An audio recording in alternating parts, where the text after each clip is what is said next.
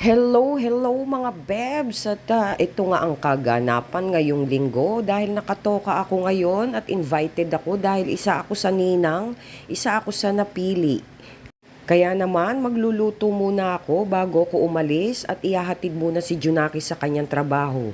So yan ang aking pinipared na pagkain na tanghalian at eto na nga kami on the way na ihatid na si Junakis at on the way na kami doon sa simbahan. At hopefully ay hindi pa ako late dahil 9:30 ang call time.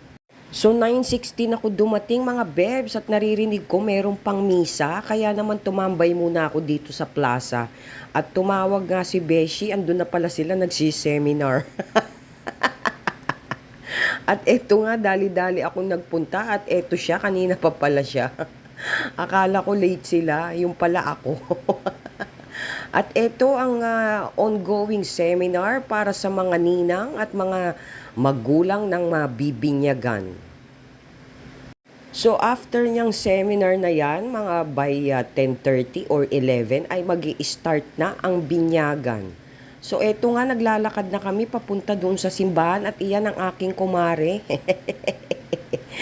Para na niya akong nanay, mga bebs. At ako naman ay parang lola ng inaanak ko. So anong tawag sa akin yan, mga bebs? Lonang.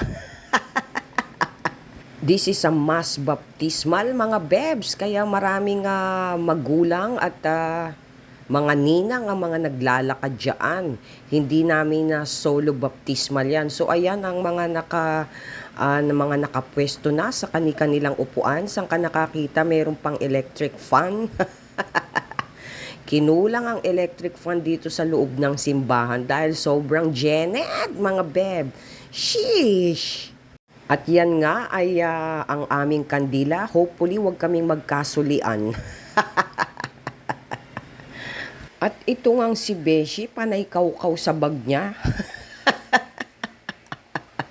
At eto pa, meron pang electric fan dito. Ngayon lang ako nakakita ng pabinyag na merong sariling electric fan. Pero sobrang init talaga mga bebs. Kahit ang dami ng electric fan dyan sa simbahan, ang Janet pa rin talaga. So yan ang trending ngayon. Pagka nagpabinyag ka, may electric fan ka. At eto na nga ang aking inaanak.